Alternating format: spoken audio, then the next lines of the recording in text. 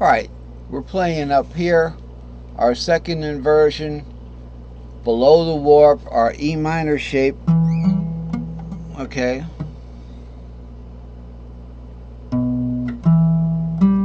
But we're playing it from here, the A minor. E minor shaped A minor. Now we're going to move that, one of those, the top string through the tuning warp. So I have to find a 3 from the third string. So it's going to be an E from the third string here, right here. I had it.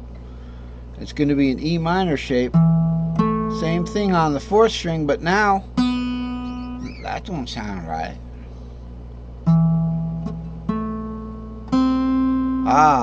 Now we're in an A minor shape.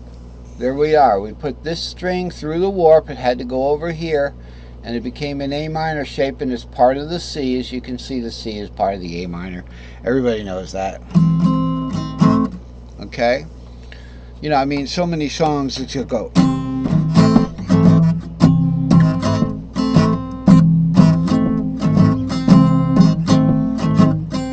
You know, I can help.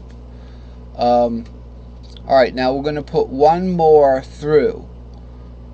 So we're going to put the 6 through, but we're going to go back to this particular situation. Because what happens is that this will move straight up, and the 6 will actually go that way, and will effectively get this. Okay, so then we've got to find a 3 on the 4th string. Okay, and we're going to do this pattern. This is below the warp.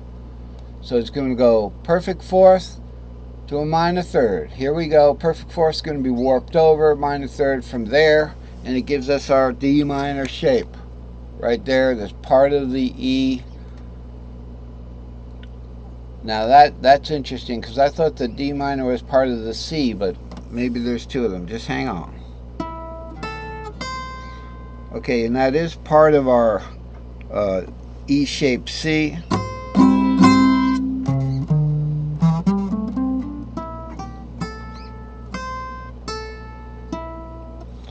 So diatonically it's like.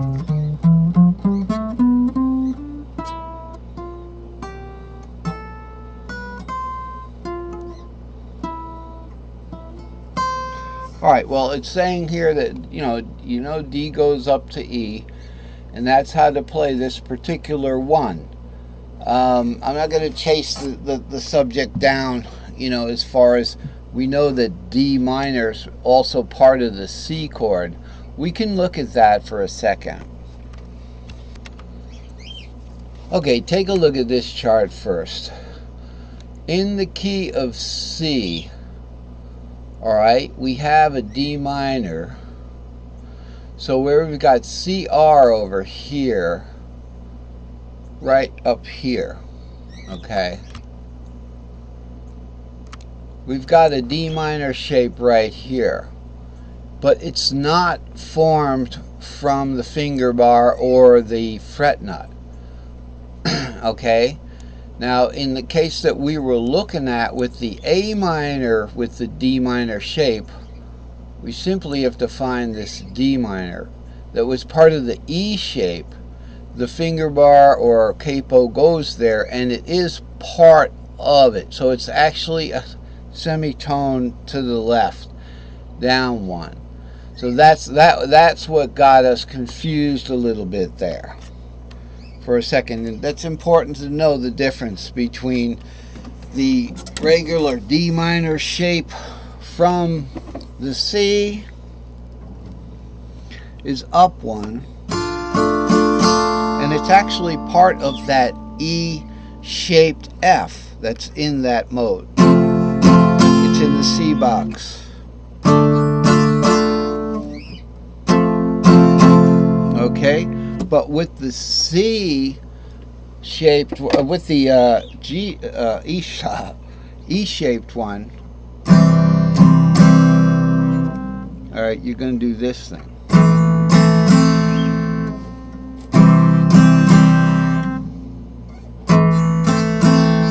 That top note, which is the root, alright, and actually it's 3/6 root, so it's 3/6 root. Okay, it's actually the relative third of that minor. It's the top note. In D minor, it's the same thing. You got A, D, and F. F is the third in D minor. So in one case that's on the bar, one case it's displaced one, but it's the same shape. And that's important to know about those chords that are formed with one of their members at the bar, because you're always playing that on the bar like that, you know.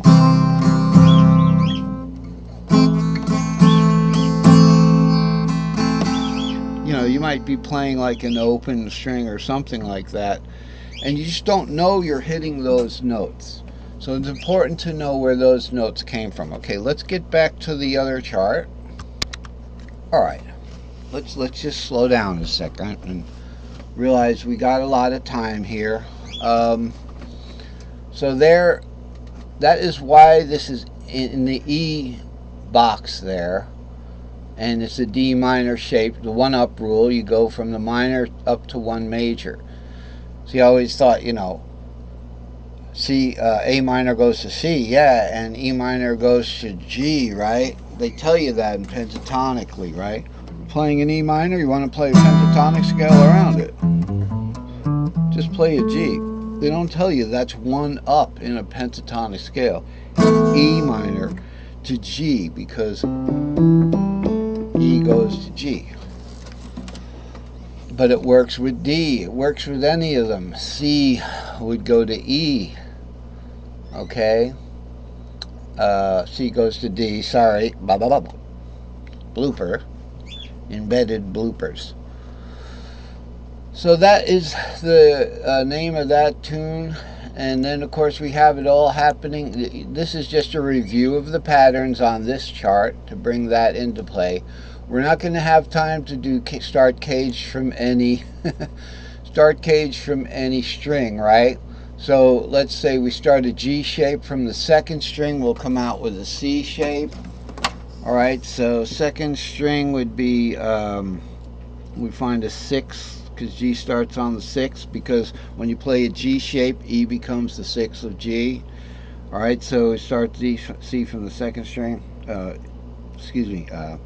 The 6 from the second string. Right there. It becomes a C-shaped F, because that G shape from the second string, I was playing an F.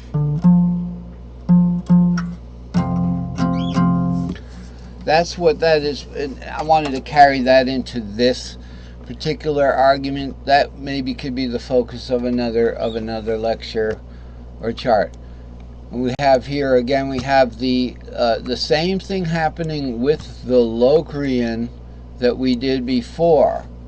All right, so we start with the root shape Locrian, 7, 2, 4.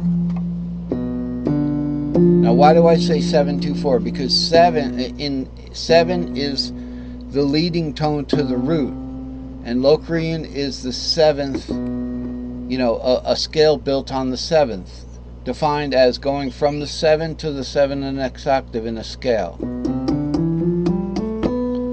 It's one below C. But remember, they're not separated by half steps. It's not like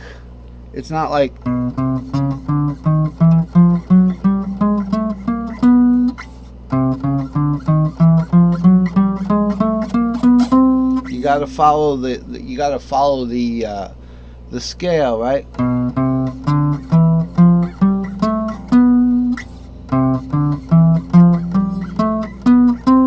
All right, lucky I had my notes there. Otherwise, I would have had to figure out where I was.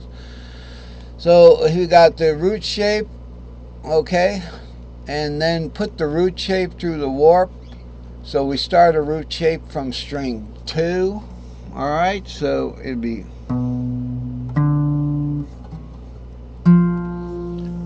all right.